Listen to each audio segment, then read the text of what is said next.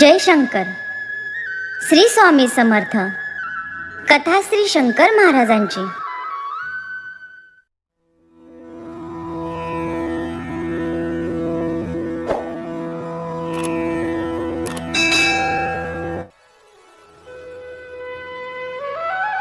जय शंकर. आजच्या सोलापूरमधील गजबजलेल्या 7 रस्त्यापलीकडे जक्कलमळ्याच्याही पुढचा परिसर 75 वर्षापूर्वीच्या अगदी ओसाड व उकिरड्याच्या भागाप्रमाणे होता.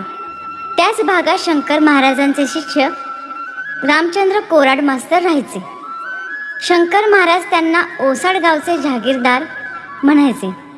ते या ओसाड भागात असलेल्या त्यांच्या मुक्कामामुळे महाराजांनी त्यांच्यामध्ये साधुवृत्ती वाढवली.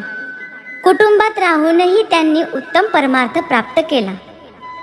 कोराड हे शुभराय मठात जनार्दन बुवांच्या दर्शनात जात. तिथेच अन्य उपासक मंडळीही असत. त्यांच्यामध्ये प्रमुखत्वाने या सर्वांचे सद्गुरू म्हणून शंकर महाराजांचा प्रवेश झाला होता. या संबंधाने कृपा करण्यासाठीच महाराज कोराडांच्या घरी आले. त्यांच्या प्रवेशद्वारी औदुंबराच्या वृक्षस्थापनेने एक प्रकारे दत्तप्रभूंची उपस्थितीच कायम झाली. शंकर महाराज तिथे मुक्कामालाही असत. एकदा त्यांच्या घरी मोठाच अद्भुत प्रसंग घडला, ज्याद्वारे सद्गुरू सामर्थ्य काय असते याची कल्पना भक्तांना येईल. सन 1935च्या आसपासचा हा प्रसंग आहे. महाराज कोराड यांच्याकडे मुक्कामास होते. घराचे काम थोडे बहुत चाललेच होते. घर धाब्याच्या बांधकामाचे होते. ठिकठिकाणी लाकडाचा वापर केला होता.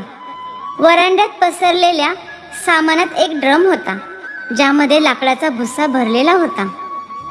बाजूसच घरची गाई गुरेही बांधलेली होती. रात्री सारे झोपी गेले. सर्वत्र सामसूम होती. पण महाराज अचानक उठले. काहीतरी कारणाने ड्रममधील भुशाने पेट घेतला होता. त्याच्या भडक्याने अख्खे घर पेटण्याची शक्यता निर्माण झाली. कदाचित त्या धुराने घरातील सारी माणसे घुसमटली असती. पण अग्निदेवता पिंपामध्ये स्थिर झाली होती. जणू महाराज त्या परिस्थितीला नियंत्रणात ठेवून होते. त्यांची पिंपावर स्थिर दृष्टी होती. पिंप लालबुंद झाले होते, पण बाजूच्या वस्तूंना झळ नव्हती. त्याच वेळी कोराड उठले. महाराज हे झोपण्याच्या वेळीही काही ना काही कार्यातच असत. त्यांना झोप अशी नव्हतीच.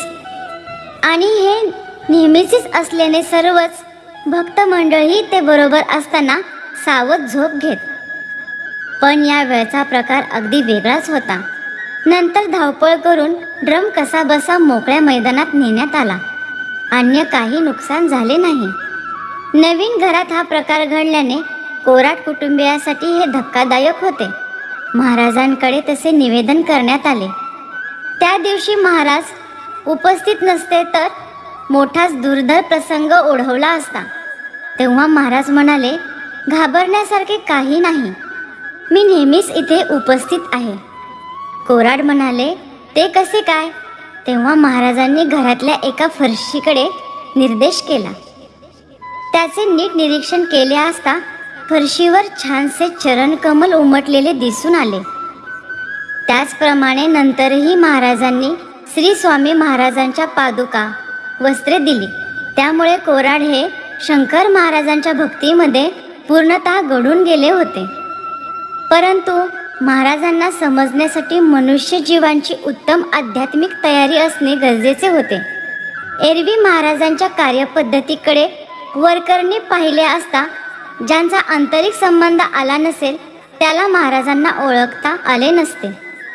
ते चिक्कार दारू पीत असल्यामुळे त्यांच्या दिसणाऱ्या शारीरिक व्यंगामुळे कोराडांच्या सौ यल्लूबाई या महाराजांप्रती अलिप्तपणे वर्तत असत. जो स्वतःला सावरू शकत नाही असे चित्र डोळ्याने स्पष्ट दिसत असताना त्यांना सर्व सत्ताधीश कसे मानायचे असा व्यावहारिक विचार त्या करत होत्या. साधारण जनाचे वर्तन याहून वेगळे नसतेच. महिला वर्ग त्यांना वचकूनच असे. महाराज अवधूत होते, ज्यांचा दर्व संपूर्ण जगतात पसरलेला. त्यांना अमुक गोष्ट आवडीची तमुक नावडीची हा प्रश्न नव्हता.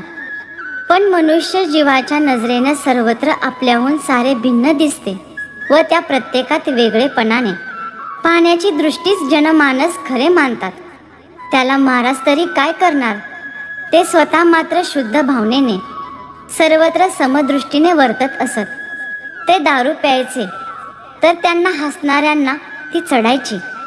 मुळात आपल्या सामर्थ्य दर्शनाने आपल्या भोवती हजारोंचे कोंडाळे होणार ते टाळण्यासाठी व्यसनांपासून व्यंगापर्यंत साऱ्या उपाध्या महाराजांनी पांघरल्या होत्या. त्यामुळे जे अभक्त होते ते अलिप्त राहिले व खरे भक्त होते ते शरणागत वृत्तीने राहून महाराजांची कृपा संपादन करते झाले. अनेकदा कोराड यांच्यासारखे भक्तही महाराजांना दारू न पिण्याची विनंती करत, पण महाराजांचे तंत्र वेगळेच होते. ते आपल्याच ढंगात वर्तन करीत. कोराड मास्तरांना 3 मुलगे झाले, 3 मुली झाल्या. यातील एक मुलगा लहानपणीच गेला. धाकटे शशिकांत यांच्या भवितव्याविषयी स्वतः कोराड चिंताग्रस्त होते.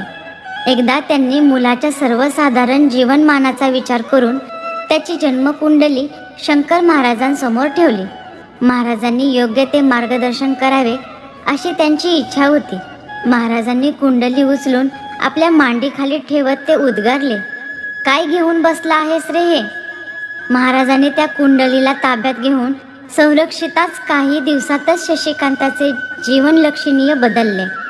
कुंडलीमध्ये शशिकांताच्या जन्मवेळची जी ग्रहस्थिती होती ती बरीचशी प्रतिकूल होती. त्याचा अनुभवही सर्वांना होता. स्वतः कोराड हे त्यांचा अनुभव घेत असल्यामुळेच त्यांनी हे प्रकरण महाराजांकडे नेले. परिणाम स्वरूप पुढील जीवनात प्रतिकूल ग्रहांऐवजी अनुकूलतेचा अनुभव आला. महाराजांच्या वेळोवेळच्या सानिध्यानंतर कोराड यांच्यामध्येही इतका भावावस्था येऊ लागली की ते संचारावस्थेत जात असत. एक प्रकारे ते महाराजांमध्ये तन्मय होऊन जात. अनेक श्रद्धाळूंना त्यांनी भक्तिमार्गास लावले. वयाने ज्येष्ठ असल्याने महाराजांसमवेत जक्कलमळ्यात सहवास लाभलेल्या रघुनाथ कडलसकर यांनाही त्यांचे मार्गदर्शन लाभले. जय शंकर.